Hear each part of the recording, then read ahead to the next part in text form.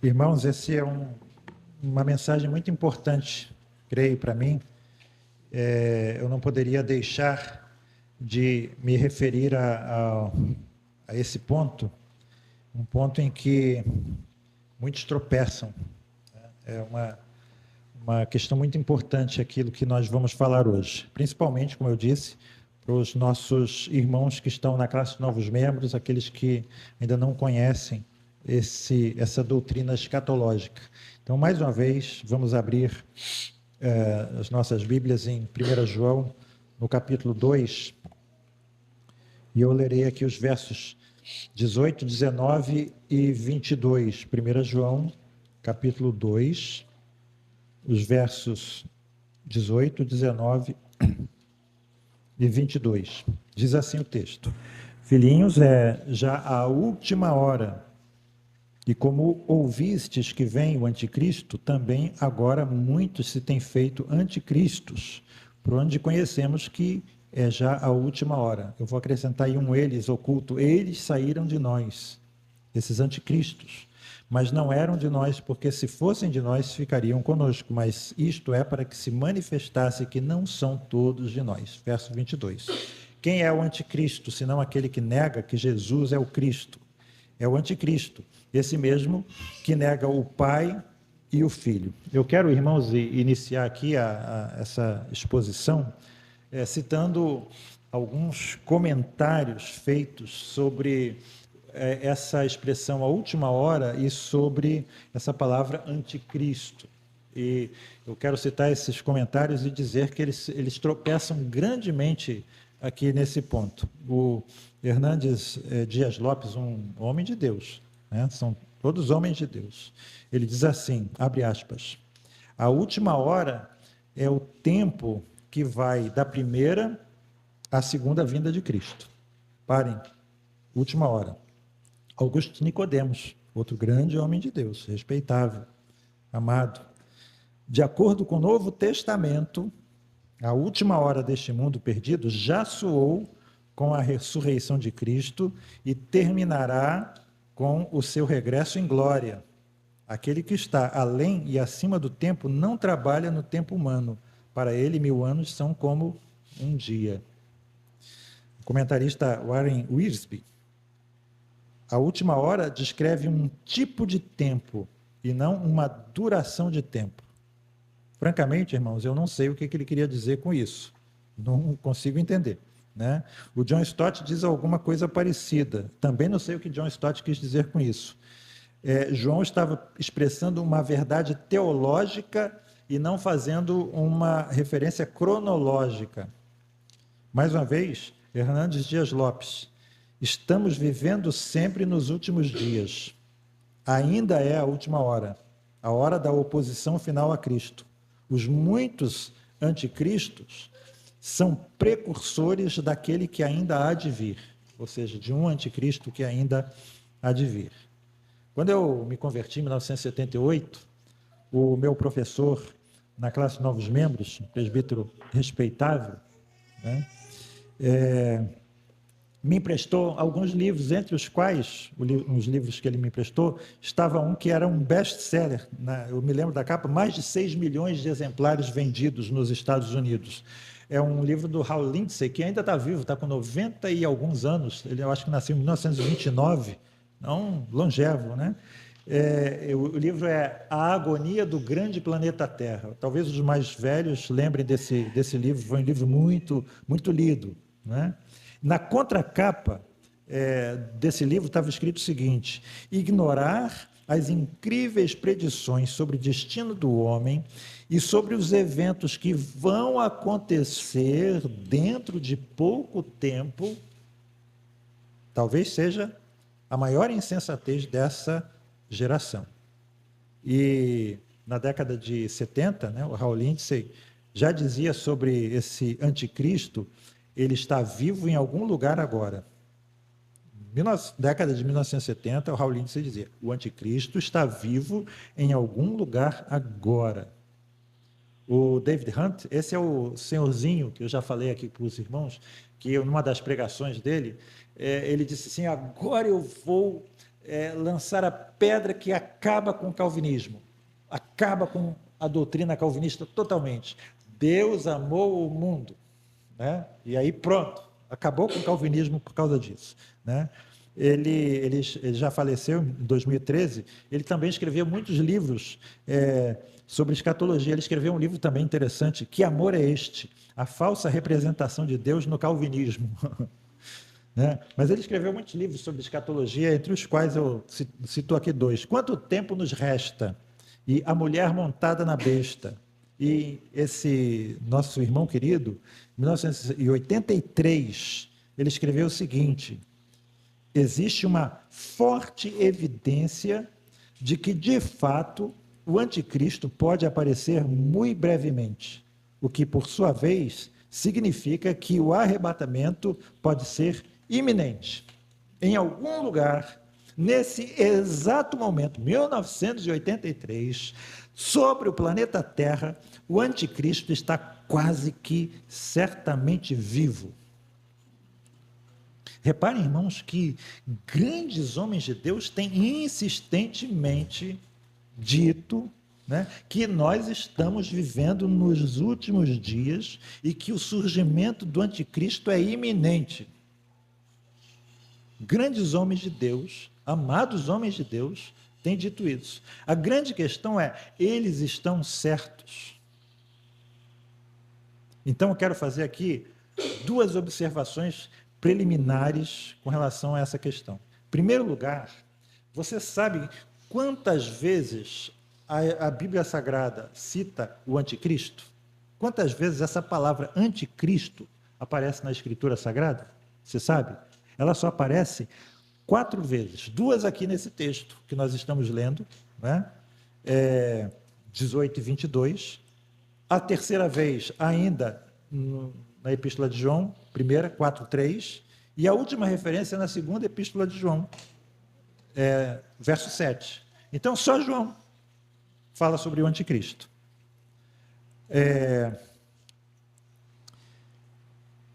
comum que aos comentaristas também liguem outras figuras, o homem do pecado, que Paulo cita em 2 Tessalonicenses 3, ou a besta do Apocalipse, no capítulo 13, ou o abominável da desolação, de Mateus 24, eles digam que é a mesma coisa, é o anticristo.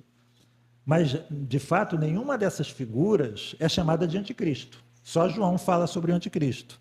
E reparem o seguinte, que essa besta, né, que aparece em Apocalipse, é uma expressão usada pelo mesmo autor do texto que nós estamos lendo aqui. Então, se ele quisesse usar anticristo lá, ele usaria, mas ele não usa, e que é significativo, certo? Segunda observação preliminar é a seguinte, vou dizer isso com cuidado. A doutrina do anticristo, ou melhor dizendo, a origem da doutrina do anticristo não é bíblica. Notem aí o verso 18. Reparem as expressões. A expressão do verso 18. Ouvistes que vem o anticristo. Repararam? Ouvistes que vem o anticristo. Ouvistes que vem. Na Bíblia Viva, ouvistes falar que ele vem. Na linguagem de hoje, vocês ouviram dizer. Na NVT, vocês ouviram que o anticristo está por vir. Ouviram. Alguém disse aí por aí, e aí isso começou a encher a igreja. Não é? É igual alguns modismos que a gente passa pela igreja. Vocês ouviram que lá no Monte Tal as pessoas sobem e cai um monte de luzinha, quando elas oram, o gramado fica cheio de luz. Vamos lá também para ter essa experiência. A gente ouve o galo cantar e segue, né? Então, João, na realidade, ele está se referindo a algo que eles estavam ouvindo, né? Como um ensino popular na época dele, né? Ele diz, olha, esse ensino, na verdade, não é totalmente errado. Existe alguma coisa de verdade nele. Mas notem que ele vai nos dizer claramente Qual é o elemento desse ensino que é uma inverdade, que está incorreto? Primeiro, ele diz que não é verdade que o anticristo é um homem, somente um homem. Ele corrigiu essa falsa noção. Repararam aqui? Mas hoje os estudiosos, eles ignoram isso. Algo que é muito claro no ensino de João. Talvez essa falsa noção tenha surgido de alguma conversa a respeito de algum texto bíblico, né? E aí começou a se espalhar.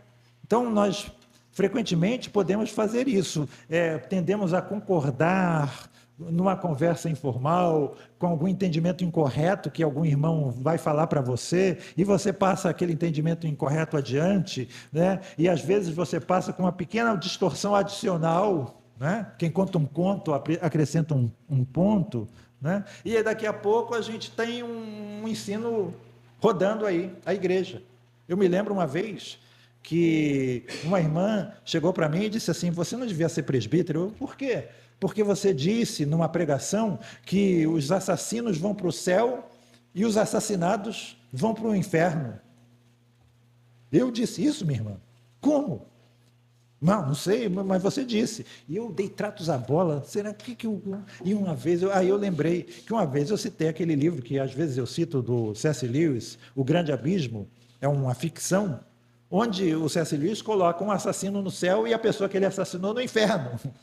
Eu citei isso.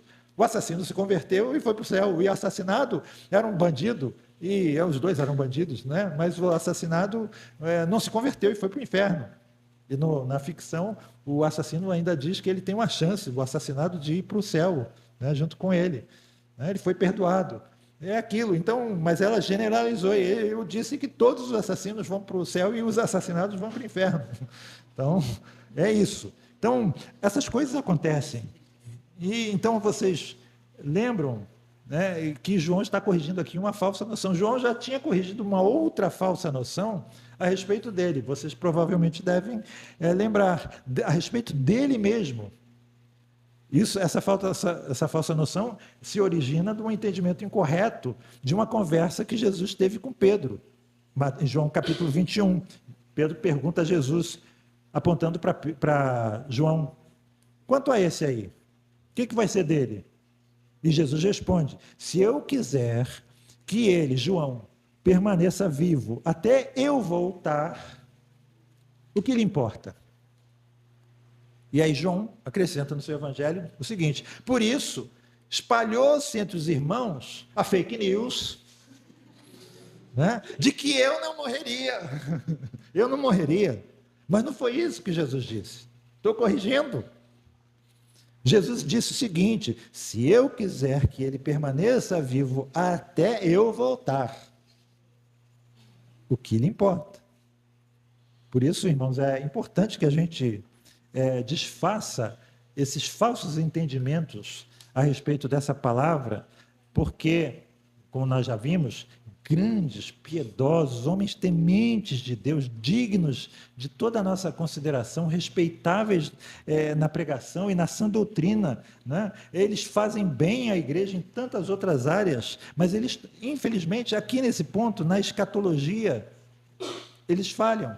Nesse ponto em particular, e na escatologia de modo geral, eles estão falhando. Então, feitas essas duas informações aqui, duas observações preliminares para desfazer, né, o falso entendimento a respeito desse ensino, então eu quero mais uma vez que os irmãos, especialmente os da classe de novos membros, né, prestem muita atenção às três declarações que João faz aqui a respeito do anticristo. Em primeiro lugar, primeira declaração, ele diz aos destinatários originais da sua epístola, e uma doutrina básica, um princípio básico de hermenêutico diz que nós não podemos entender o texto de forma diferente do que os ouvintes originais entenderam. O texto não pode significar para nós algo diferente do que significou para os ouvintes originais. Então, ele diz aos destinatários originais, à sua geração, que o anticristo não é um problema ainda distante no futuro, ou não é nem um problema ainda breve no futuro. Ele está dizendo que não se trata de algo que vai ser enfrentado no futuro, e nem tampouco, irmãos, de algo que gerações futuras vão enfrentar. Ele fala do anticristo não no futuro, mas ele fala do anticristo no presente. Filhinhos, é já a última hora. E como ouvistes que vem o anticristo, também agora muitos se têm feito anticristos, por onde conhecemos que é já a última hora. Eu vou citar esse versículo em outras versões. Na Bíblia Viva: filhinhos, chegou a hora final deste mundo.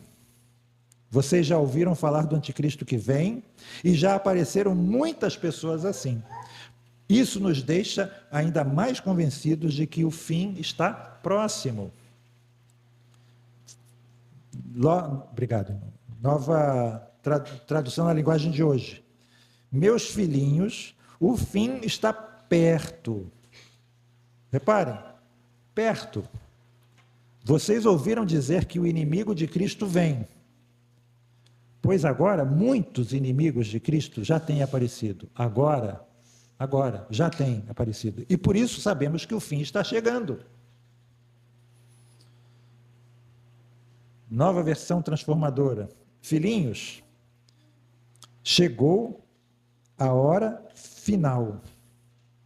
Vocês ouviram que o anticristo está por vir, e muitos anticristos já apareceram. Por isso sabemos que chegou a hora final. Então, eu quero enfatizar aqui mais uma vez como essas versões repetem esse versículo. Ouvistes que vem o anticristo. Vocês já ouviram falar do anticristo que vem. Vocês ouviram dizer que o inimigo de Cristo vem. Vocês ouviram que o anticristo está por vir. ACF, Bíblia Viva, nova tradução na linguagem de hoje e NVT. Então, notem isso. Os leitores de João ouviam que o anticristo ainda não estava no mundo, mas que ele estava vindo. Então João diz a eles que isso não é verdade, que esse anticristo já está no mundo. E ele afirma isso também em 1 João, na sua primeira epístola, nessa epístola, no capítulo 4, verso 3. Ele diz assim: e todo espírito que não confessa que Jesus Cristo veio em carne não é de Deus, mas esse é o espírito do anticristo, do qual já ouvistes que há de vir, e eis que já agora está no mundo. Reparem aqui nesse capítulo 4, verso 3, o já agora, é uma espécie de pleonasmo. João usa esse pleonasmo para dar ênfase ao que ele quer que os seus destinatários entendam, que ele não quer que eles tenham nenhuma dúvida com relação a isso. Ele não virá, ele já veio, não o esperem, ele já está no mundo, já, agora, mesmo.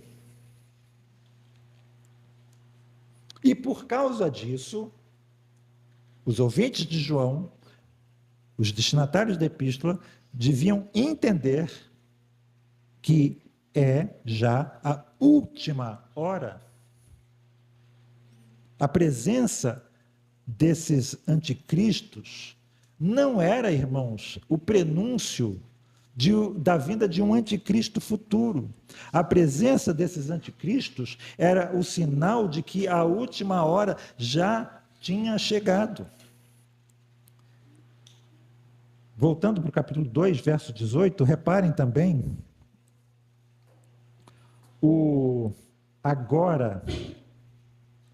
agora muitos se têm feito anticristos.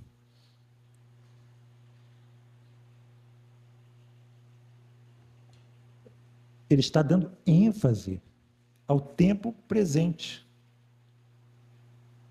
Tem um teólogo amilenista muito conhecido nos meios acadêmicos, chamado Hermann Hanko, né? ele argumenta contra o pós-milenismo, dizendo o seguinte: o pós-milenismo acaba com a previsão de um anticristo futuro. Os pós-milenistas estão errados nisso, diz ele, porque nós vemos claramente que quanto mais o tempo avança, mais e mais o reino das trevas se manifesta. Quanto mais o tempo avança, mais e mais o reino das trevas se manifesta. Isso mostra que a interpretação pessimista, estou citando Ranco, que a interpretação, ele admite que é uma interpretação pessimista do amilenismo e do pré-milenismo, do crescimento do poder do mundo anticristão, está correta.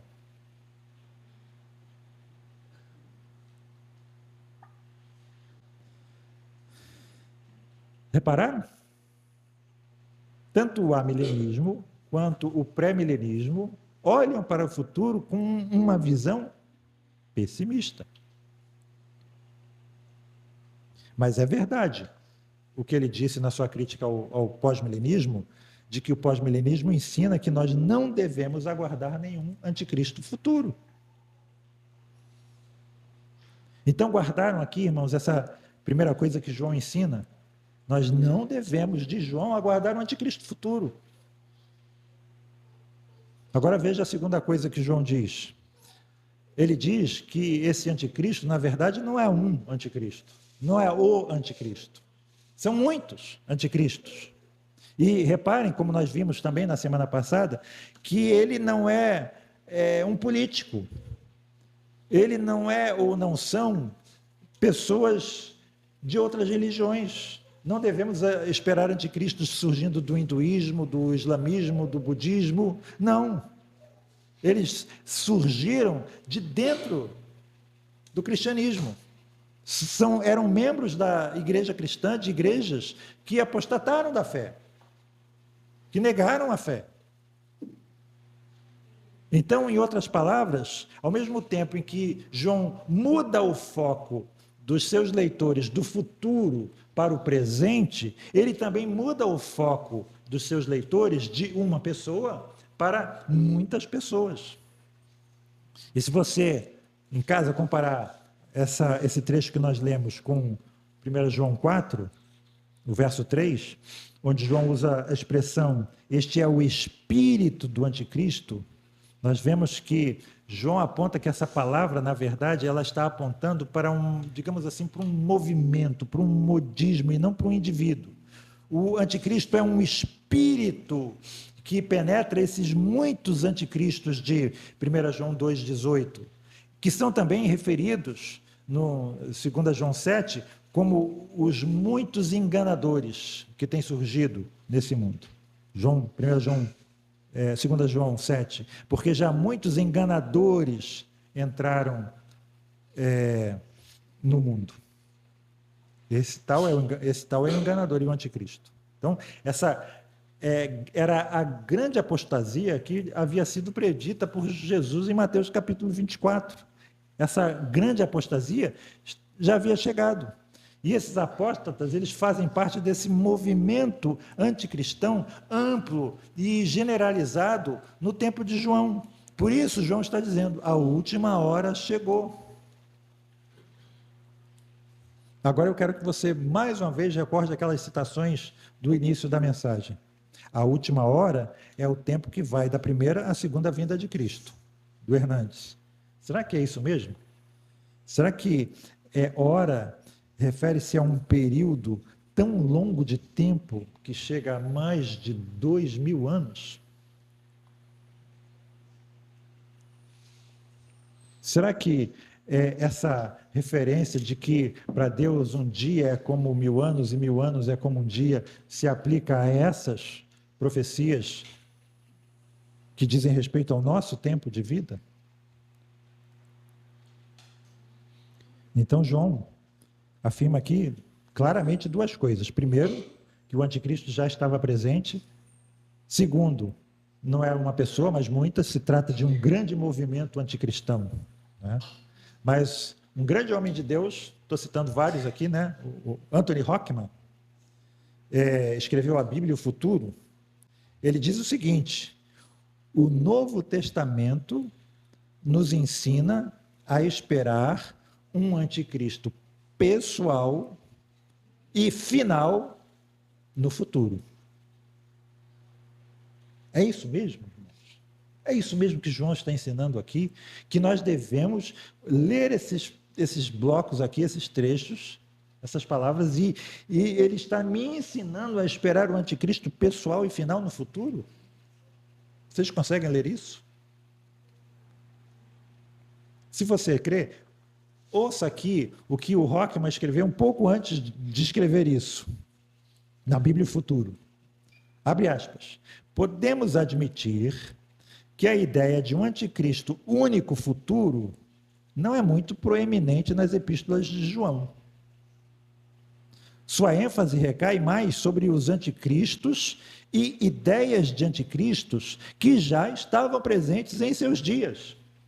Ora, se João foi o único que escreveu a respeito do anticristo, como ele pode dizer que o Novo Testamento me ensina a esperar um anticristo pessoal e final no futuro? Se ele mesmo está dizendo que João não ensina isso. Reparem que ele diz aqui: podemos admitir que a ideia de um anticristo único futuro não é muito proeminente nas epístolas de João. Reparem, não é muito proeminente. Não é nada proeminente, não tem nada, nenhuma proeminência, nenhuma referência. Não é que há referências vagas ou algumas pequenas referências. Não, não existe nenhuma. Ou seja, ele está errado até em escrever isso. Por fim, irmãos, já terminando, João ensina uma terceira coisa a respeito do anticristo. Ele já ensinou que ele não deve ser esperado para o futuro. Ele já ensinou que não é somente uma pessoa, mas um movimento, ou, para usar uma palavra mais da moda, um coletivo, né? O anticristo é um coletivo, né? E agora ele vai reduzir o anticristo a uma heresia. Anticristo não é apenas uma pessoa, mas uma multidão de pessoas. O anticristo não é apenas uma multidão de pessoas, mas é o espírito que promove o engano com respeito à pessoa de Cristo. Quem é o mentiroso, senão aquele que nega que Jesus é o Cristo? Esse é o anticristo, o que nega o Pai e o Filho. 1 João 2, 22. Então, João aplica esse conceito do anticristo àquela tendência generalizada da época dele, que surgiu na geração dele, de promover ensinos falsos a respeito da identidade do nosso Senhor e Salvador Jesus Cristo. E ele repete isso na sua segunda carta, porque muitos enganadores têm saído pelo mundo afora, os quais não confessam Jesus Cristo vindo em carne. Assim é o enganador e o anticristo. Então, irmãos, essas referências, elas nos ensinam algo que nós precisamos tirar da mente, porque nós crescemos aprendendo essas coisas. O anticristo não é um governante secular, individual, perverso, que vai surgir em um futuro próximo, como dizem esses grandes e abençoados homens de Deus. Ele não é um político, e nem tampouco João faz referência ao anticristo como um diabólico governante de um mundo político unificado, né? As nações individuais vão desaparecer e vão querer um governante, talvez as Nações Unidas é um embrião disso. Muitas profecias, muitas interpretações de profecia, muitos livros têm sido escritos, né? Muito papel e tinta têm sido gastos, muita gente tem gastado seu dinheiro em livros que não são de forma nenhuma edificantes. Infelizmente, o anticristo não tem nada com o mercado comum europeu, não tem nada com chips implantados na mão ou na testa da gente, não tem nada com o sistema financeiro global. O anticristo de João era uma tendência herética, contemporânea, com respeito à pessoa de Jesus e que era sustentada por muitos nos dias dele. E como já vimos em outras ocasiões, né? A chamada besta do Apocalipse, o homem da iniquidade, o abominável da desolação, eram realidades também contemporâneas do primeiro século, embora distintas, né? São pessoas distintas do anticristo. Então, irmãos, terminando, se você está ouvindo essas coisas pela primeira vez na vida, conforte seu coração, anime-se, como no comentário aqui de Amós, a profecia termina de forma otimista, e assim deve terminar, assim deve ser também a nossa escatologia. Você não está pondo filhos no mundo para que eles sejam perseguidos por um anticristo. Você está pondo filhos no mundo para que eles ganhem esse mundo para o Senhor Jesus. Como o próprio Amós diz lá, como as profecias do Antigo Testamento dizem, e você está colocando filhos no mundo para que eles propaguem o Evangelho, para o Senhor Jesus ser conhecido e para que ele seja conhecido como Rei, para que todo joelho se dobre diante dele. É para isso que a igreja existe e ela terá sucesso nisso. Por isso, irmãos, terminando, e vamos cantar esse cântico, glória para sempre, ao Cordeiro de Deus, a Jesus, o Senhor, ao Leão de Judá, a raiz de Davi, que venceu e o livro abrirá. O céu, a terra e o mar e tudo o que neles há o adorarão e confessarão que Jesus Cristo é o Senhor. Os reinos deste mundo pertencem ao Senhor e ao seu Cristo, e ele reinará para sempre. Amém. Vamos ficar de pé e vamos cantar